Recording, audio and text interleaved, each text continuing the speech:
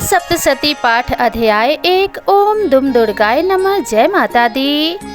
इस अध्याय में मेधा ऋषि का राजा सूरत और समाधि को भगवती की महिमा बताते हुए मधु कैटव वध का प्रसंग सुनाना। भगवान विष्णु के सो जाने पर मधु और कैटव को मारने के लिए कमल जन्मा ब्रह्मा जी ने जिनका स्तवन किया था उन महाकाली देवी का मैं सेवन करता हूँ। वे अपने 10 हाथों में खड्ग चक्र गदा बाण धनुष परिघ शूल भुसुंडी मस्तक और शंख धारण करती हैं। उनके 3 नेत्र हैं। वे समस्त अंगों में दिव्य आभूषणों से विभूषित हैं। उनके शरीर की कांति नीलमणि के समान है तथा वे 10 मुख और 10 पैरों से युक्त हैं। मार्कंडे जी बोले, सूर्य के पुत्र सावर्णी जो 8वें मनु कहे जाते हैं, उनकी उत्पत्ति की कथा विस्तार पूर्वक कहता हूँ, सुनो। सूर्य कुमार महाभाग सावर्णी भगवती महामाया के अनुग्रह से जिस प्रकार मनवंतर के स्वामी हुए वही प्रसंग सुनाता हूँ। पूर्व काल की बात है। स्वरोचिस मनवंतर में सूरत नाम के एक राजा थे जो चैत्र वंश में उत्पन्न हुए थे। उनका समस्त भूमंडल पर अधिकार था। वे प्रजा का अपने औरस पुत्रों की भांति धर्म पूर्वक पालन करते थे। तो भी उस समय काल विध्वंसी नामक कुल के क्षत्रिय उनके शत्रु हो गए। राजा सूरत की दंड नीति बड़ी प्रबल थी। उनका शत्रुओं के साथ संग्राम हुआ। यद्यपि कोला विध्वंसी संख्या में कम थे तो भी राजा सूरत युद्ध में उनसे परास्त हो गए। तब वे युद्ध भूमि से अपने नगर को लौट आए और केवल अपने देश के राजा होकर रहने लगे। समूची पृथ्वी से अब उनका अधिकार जाता रहा, किंतु वहां भी उन प्रबल शत्रुओं ने उस समय महाभाग राजा सूरत पर आक्रमण कर दिया। राजा का बल क्षीण हो चला था, इसलिए उनके दुष्ट बलवान एवं दुरात्मा मंत्रियों ने वहां उनकी राजधानी में भी राजकीय सेना और खजाने को हथिया लिया। सूरत का प्रभुत्व नष्ट हो चुका था, इसलिए वे शिकार खेलने के बहाने घोड़े पर सवार होकर वहां से अकेले ही एक घने जंगल में चले गए। वहां उन्होंने विप्रवर मेधा मुनि का आश्रम देखा, जहां कितने ही हिंसक जीव अपनी स्वाभाविक हिंसावृत्ति छोड़कर परम शांत भाव से रहते थे। मुनि के बहुत से शिष्य उस वन की शोभा बढ़ा रहे थे। वहां जाने पर मुनि ने उनका सत्कार किया और वे उन मुनि श्रेष्ठ के आश्रम पर इधर उधर विचरते हुए कुछ काल तक रहे। फिर ममता से आकृष्ट चित होकर वहां इस प्रकार से चिंता करने लगे कि पूर्व काल में मेरे पूर्वजों ने जिसका पालन किया था वही नगर आज मुझसे रहित है। पता नहीं मेरे दुराचारी भृत्यगण उसकी धर्म पूर्वक रक्षा करते हैं या नहीं। जो सदा मद की वर्षा करने वाला और शूरवीर था, वह मेरा प्रधान हाथी अब शत्रुओं के अधीन होकर ना जाने किन दुखों को भोगता होगा। जो लोग मेरी कृपा और धन और भोजन पाने से सदा मेरे पीछे पीछे चलते थे, वे निश्चय ही अब दूसरे राजाओं का अनुसरण करते होंगे। उन अपव्ययी लोगों के द्वारा सदा खर्च होते रहने के कारण अत्यंत कष्ट से जमा किया हुआ मेरा वह खजाना खाली हो जाएगा। तथा और भी कई बातें राजा सूरत निरंतर सोचते रहते थे। एक दिन उन्होंने वहां विप्रवर मेधा के आश्रम के निकट एक वैश्य को देखा और उससे पूछा कि हे भाई, तुम कौन हो?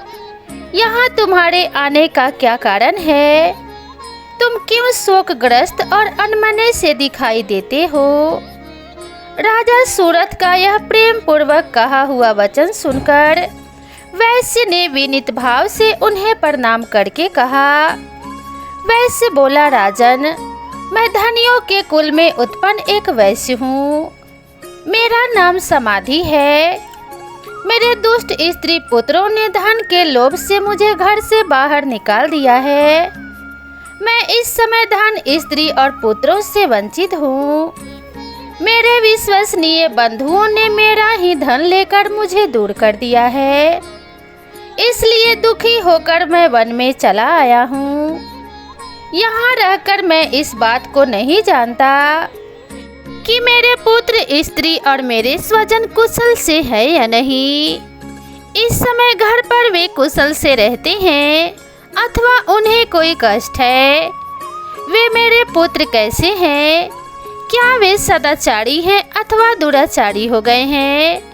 राजा ने पूछा, जिन लोभी स्त्री, पुत्र आदि ने धन के कारण तुम्हें घर से निकाल दिया, उनके प्रति तुम्हारे चित्त में इतना स्नेह का बंधन क्यों है?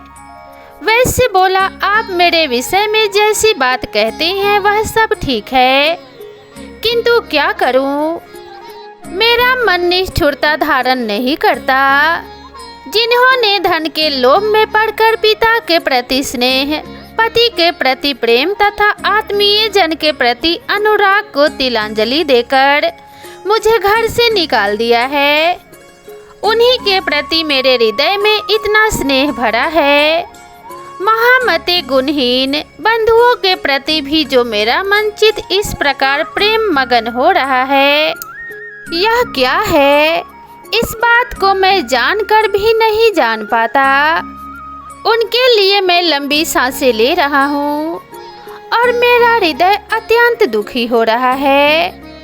उन लोगों में प्रेम का सर्वथा अभाव है, तो भी उनके प्रति मेरा मन निष्ठुर नहीं हो पाता। इसके लिए मैं क्या करूं?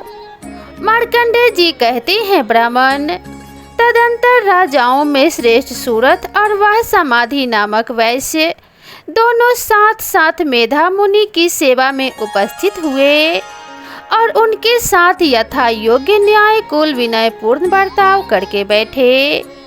तत्पश्चात वैश्य और राजा ने कुछ वार्तालाप आरंभ किया। राजा ने कहा, भगवान, मैं आपसे एक बात पूछना चाहता हूँ, उसे बताइए। मेरा चित्त अपने अधीन न होने के कारण वह बात मेरे मन को बहुत दुख देती है। जो राज्य मेरे हाथ से चला गया है, उसमें और उसके संपूर्ण अंगों में मेरी ममता बनी हुई है।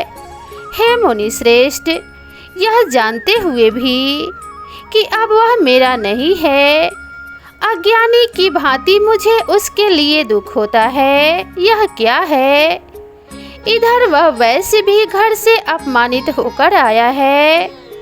इसके पुत्र, स्त्री और भाइयों ने इसे छोड़ दिया है। स्वजनों ने भी इसका परित्याग कर दिया है, तो भी यह उनके प्रति अत्यंत हार्दिक स्नेह रखता है।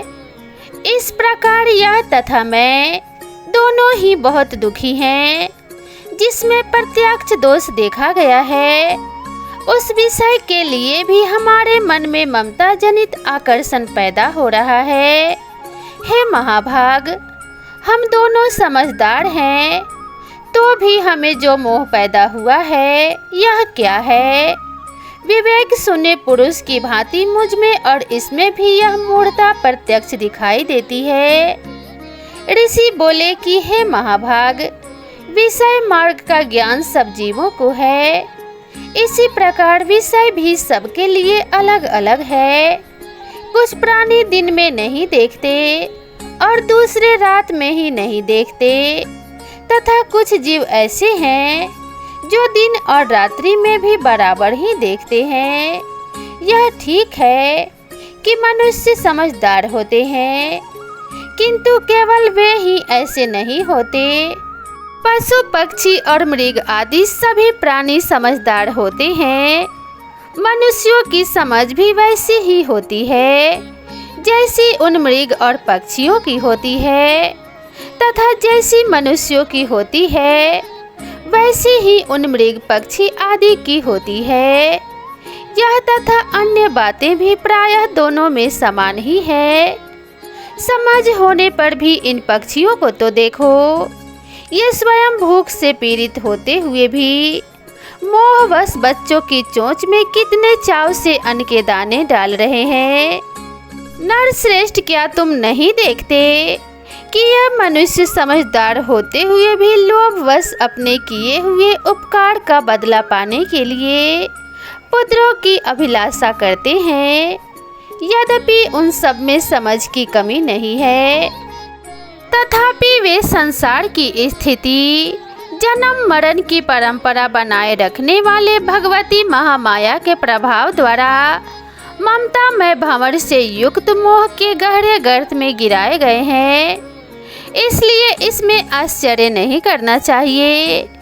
जगदीश्वर भगवान विष्णु की योग निद्रा रूपा जो भगवती महामाया है, उन्हीं से यह जगत मोहित हो रहा है। वे भगवती महामाया देवी ज्ञानियों के भी चित्त को बलपूर्वक खींचकर मोह में डाल देती है। वे ही इस संपूर्ण चराचर जगत की सृष्टि करती हैं तथा वे ही प्रसन्न होने पर मनुष्यों को मुक्ति के लिए वरदान देती हैं। वे ही पराविद्या, संसार बंधन और मोक्ष की हेतु भूता सनातनी देवी तथा संपूर्ण ईश्वरों की भी अधीश्वरी हैं। राजा ने पूछा, भगवान, जिन्हें आप महामाया कहते हैं, वे देवी कौन हैं? ब्राह्मण, उनका आविर्भाव कैसे हुआ तथा उनके चरित्र कौन कौन है?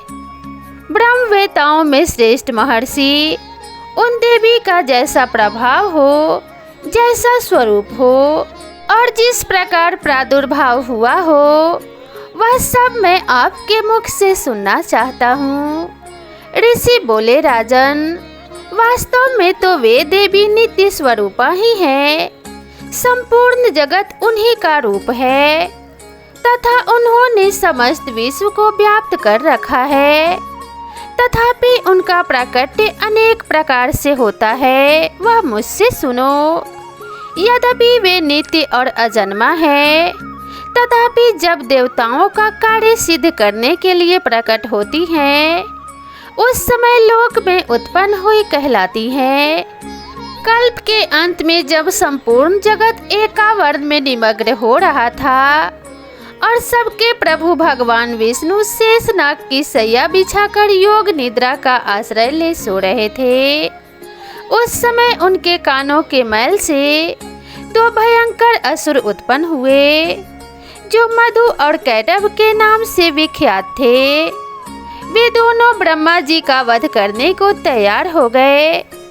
भगवान विष्णु के नाभि कमल में विराजमान प्रजापति ब्रह्मा जी ने जब उन दोनों भयानक असुरों को अपने पास आया और भगवान को सोया हुआ देखा, तब एकाग्रचित्त होकर उन्होंने भगवान विष्णु को जगाने के लिए उनके नेत्रों में निवास करने वाली योग निद्रा का स्तवन आरंभ किया, जो इस विश्व की अधीश्वरी, जगत को धारण करने वाली, संसार का पालन और संहार करने वाली तथा तेज स्वरूपा भगवान विष्णु की अनुपम शक्ति है। उन्हीं भगवती निद्रा देवी की भगवान ब्रह्मा स्तुति करने लगे। ब्रह्मा जी ने कहा कि हे देवी, तुम ही स्वाहा, तुम ही स्वधा और तुम ही वसटकार हो। स्वर भी तुम्हारे ही स्वरूप हैं। तुम ही जीवनदायिनी सुधा हो। नित्य अक्षर प्रणव में आकार, उकार, मकार इन तीन मात्राओं के रूप में तुम ही स्थित हो तथा इन तीन मात्राओं के अतिरिक्त जो बिंदु रूपा नित्य अर्ध मात्रा है, जिसका विशेष रूप से उच्चारण नहीं किया जा सकता, वह भी तुम ही हो। देवी, तुम ही संध्या, सावित्री तथा परम जननी हो। देवी, तुम ही इस विश्व ब्रह्मांड को धारण करती हो। तुमसे ही इस जगत की सृष्टि होती है। तुम ही से इसका पालन और पोषण होता है और सदा तुम ही कल्प के अंतर में सबको अपना ग्रास बना लेती हो। हे देवी, इस जगत के उत्पत्ति के समय तुम सृष्टि रूपा हो, पालन काल में तुम स्थिति रूपा हो तथा कल्पांत के समय तुम संहार रूप धारण करने वाली हो। तुम ही महाविद्या, महामाया, महामेधा महास्मृति, महामोह रूपा महादेवी और महासुरी हो। तुम ही तीनों गुणों को उत्पन्न करने वाली सबकी प्रकृति हो। भयंकर काल रात्रि, महारात्रि और मोहरात्रि भी तुम ही हो। तुम ही श्री, तुम ही ईश्वरी और तुम ही बोध स्वरूपा बुद्धि हो। लज्जा, पुष्टि, तृष्टि, शांति और क्षमा भी तुम ही हो। तुम खड्ग धारिणी, शूल धारिणी, घोर रूपा तथा गदा, चक्र और शंख, धनुष धारण करने वाली हो। बाण, भुसुंडी और पारिगी ये भी तुम्हारे ही अस्त्र हैं। तुम सौम्य और समयंतर हो। इतना ही नहीं, जितने भी सौम्य एवं सुंदर पदार्थ हैं उन सब की अपेक्षा तुम अत्यधिक सुंदरी हो। पर और अपर सबसे परे रहने वाली तुम परमेश्वरी हो। सर्वस्वरूपे देवी, कहीं भी सत असत रूप से जो कुछ वस्तुएं हैं और उन सब की जो शक्ति है वह तुम ही हो। ऐसी अवस्था में तुम्हारी स्तुति क्या हो सकती है? जो इस जगत के सृष्टि, पालन और संहार करते हैं, उन भगवान को भी जब तुमने निद्रा के अधीन कर लिया है, तब तुम्हारी स्तुति करने में यहाँ कौन समर्थ हो सकता है? मुझको, भगवान शंकर को तथा भगवान विष्णु को भी तुमने ही शरीर धारण कराया है, अतः तुम्हारी स्तुति करने की शक्ति किसमें है? देवी, तुम तो अपने इन उदार प्रभावों से ही प्रशंसित हो। ये जो दोनों दुर्धुर असुर मधु और कैटभ हैं, इनको मोह में डाल दो और जगदीश्वर भगवान विष्णु को शीघ्र ही जगा दो। साथ ही इनके भीतर इन दोनों महान असुरों को मार डालने की बुद्धि उत्पन्न कर दो। ऋषि कहते हैं, राजन, जब ब्रह्मा जी ने वहाँ मधु और कैटभ को मारने के उद्देश्य से भगवान विष्णु को जगाने के लिए तमोगुण की अधिष्ठात्री देवी योग निद्रा की इस प्रकार स्तुति की, तब वे भगवान के नेत्र, मुख, नासिका, बाहु, हृदय और वक्ष स्थल से निकलकर अव्यक्त जन्मा ब्रह्मा जी के दृष्टि के समक्ष खड़ी हो गई। योग निद्रा से मुक्त होने पर जगत के स्वामी भगवान जनार्दन उस एकावर्ण के जल में शेषनाग की सैया से जाग उठे। फिर उन्होंने उन दोनों असुरों को देखा। वे दुरात्मा मधु और कैटभ अत्यंत बलवान तथा पराक्रमी थे और क्रोध से लाल आंखें किए ब्रह्मा जी को खा जाने के लिए उद्योग कर रहे थे। तब भगवान श्री हरि ने उठकर उन दोनों के साथ 5000 वर्षों तक केवल बाहु युद्ध किया। वे दोनों भी अत्यंत बल के कारण उन्मत्त हो रहे थे। इधर महामाया ने भी उन्हें मोह में डाल रखा था। इसलिए वे भगवान विष्णु से कहने लगे, हम तुम्हारी वीरता से संतुष्ट हैं, तुम हम लोगों से कोई वर मांगो। श्री भगवान बोले, यदि तुम दोनों मुझ पर प्रसन्न हो तो अब मेरे हाथों से मर जाओ। बस इतना सा ही मैंने वर मांगा है, यहाँ दूसरे किसी वर से क्या लेना है। ऋषि कहते हैं, इस प्रकार धोखे में आ जाने पर जब उन्होंने संपूर्ण जगत में जल ही जल देखा, तब कमल नयन भगवान से कहा, जहाँ पृथ्वी जल में डूबी हुई ना हो, जहाँ सूखा स्थान हो, वहीं हमारा वध करो। ऋषि कहते हैं, तब तथा अस्तु कहकर शंख, चक्र और गदा धारण करने वाले भगवान ने उन दोनों के मस्तक अपनी जांघ पर रखकर चक्र से काट डाले। इस प्रकार ये देवी महामाया ब्रह्मा जी की स्तुति करने पर स्वयं प्रकट हुई थी। अब पुनः तुमसे उनके प्रभाव का वर्णन करता हूँ, सो सुनो। इस प्रकार श्री मार्कंडेय पुराण में सावर्णिक मनवंतर की कथा के अंतर्गत देवी महात्म्य में मधु कैटभ वध नामक पहला अध्याय पूरा हुआ। तो प्रेम से बोलिए जय माता दी। मिलते हैं कल नए अध्याय के साथ। दोस्तों, आप सभी को यह पाठ और यह वीडियो पसंद आई हो तो वीडियो को एक लाइक ज़रूर करें और हमसे जुड़े रहने के लिए चैनल को सब्सक्राइब करना ना भूलें। तो दोस्तों मिलते हैं इसी तरह की नेक्स्ट वीडियो में, तब तक के लिए राधे राधे।